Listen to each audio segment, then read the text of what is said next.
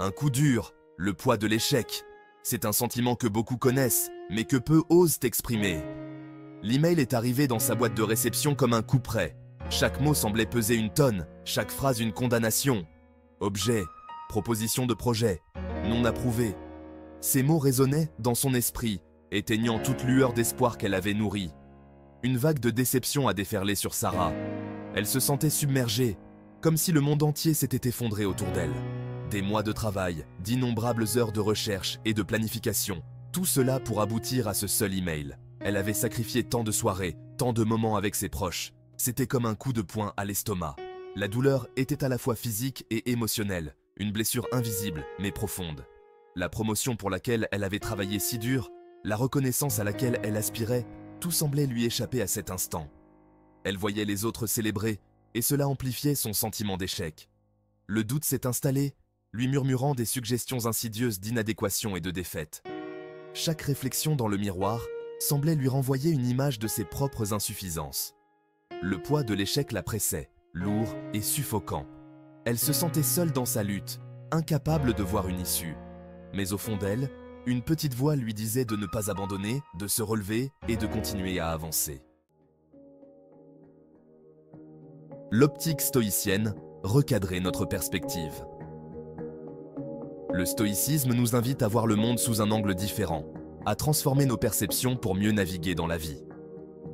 Imaginez Sarah rencontrant un philosophe stoïcien dans ce moment de désespoir.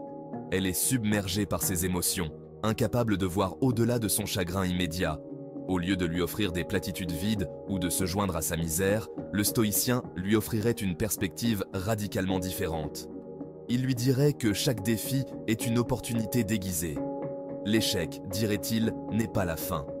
C'est un point de départ, une chance de réévaluer et de redéfinir notre chemin. Ce n'est pas un reflet de notre valeur personnelle. Notre valeur est intrinsèque, indépendante des circonstances extérieures.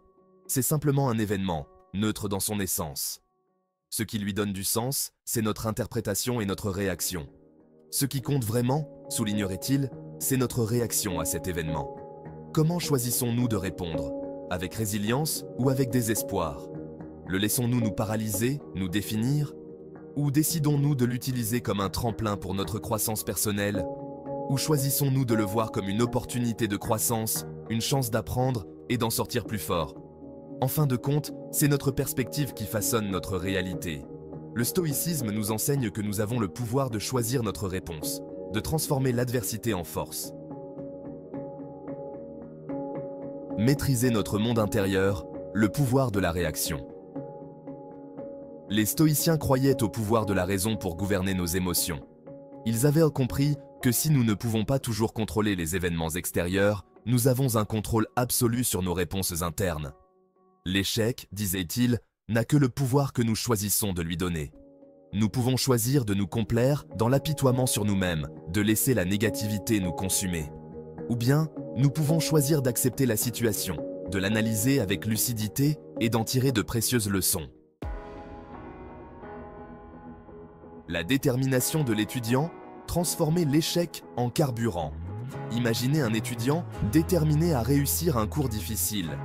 Il étudie avec diligence, se plongeant dans ses manuels et assistant à tous les cours. Pourtant, malgré tous ses efforts, il échoue à un examen important. La déception est vive, mais au lieu de succomber au désespoir, il choisit une autre voie. Il analyse ses erreurs, identifie les points à améliorer et redouble d'efforts. Il ne voit pas l'échec comme un revers, mais comme un tremplin, une chance d'affiner son approche et d'être encore mieux préparé. Leçon dans les décombres, à la recherche de la sagesse. Chaque échec, aussi insignifiant soit-il, porte en lui les germes de la sagesse. Il nous offre un aperçu de nos propres lacunes, mettant en évidence les domaines dans lesquels nous pouvons nous améliorer, les stratégies que nous pouvons affiner. La clé est d'aborder l'échec avec un esprit curieux, de le disséquer avec détachement et objectivité. Au lieu de nous demander « Pourquoi moi ?», nous pouvons nous demander « Que puis-je apprendre de cela ?»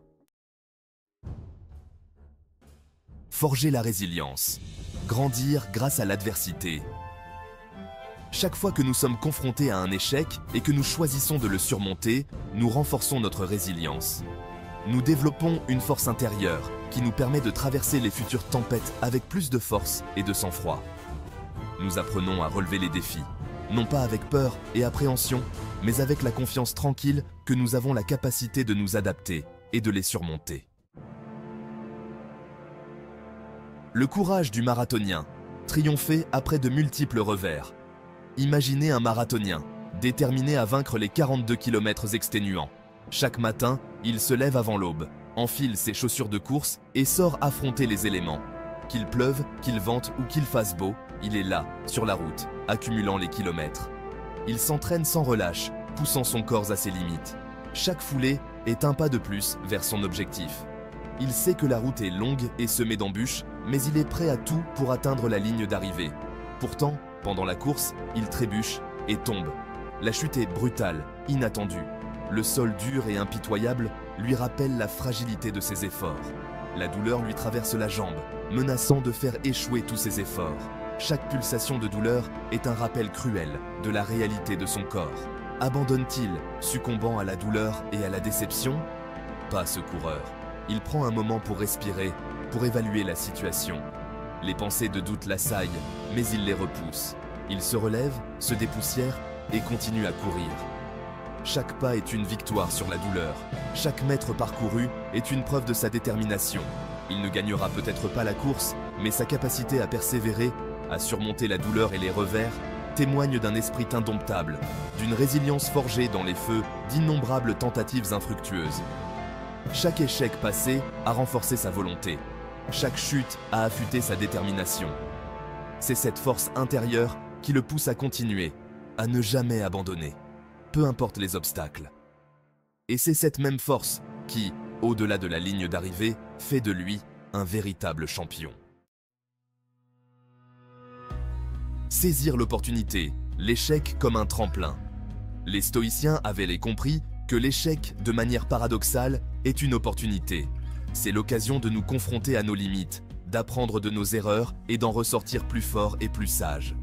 En acceptant l'échec, en refusant d'être définis par lui, nous nous ouvrons à un monde de possibilités. Le mantra du stoïcien, transformer les obstacles en avantages. L'obstacle est le chemin, écrivait l'empereur romain Marc Aurèle, fervent pratiquant du stoïcisme. Cette affirmation simple mais profonde résume l'approche stoïcienne de l'échec. C'est un appel à l'action, nous exhortant à considérer les obstacles non pas comme des obstacles, mais comme des opportunités de croissance et d'apprentissage.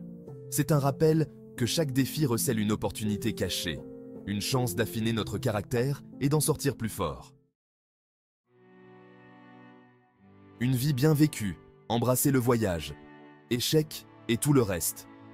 La vie n'est pas un chemin droit vers le succès, dépourvu d'obstacles et de revers. C'est un chemin sinueux, parsemé de détours inattendus et de défis imprévus. Pour vivre une vie riche de sens et d'objectifs, nous devons embrasser le voyage dans son intégralité, échecs et tout le reste. Car c'est dans nos échecs, dans nos faux pas et nos chutes que nous découvrons notre véritable force, notre résilience et notre capacité inébranlable à grandir.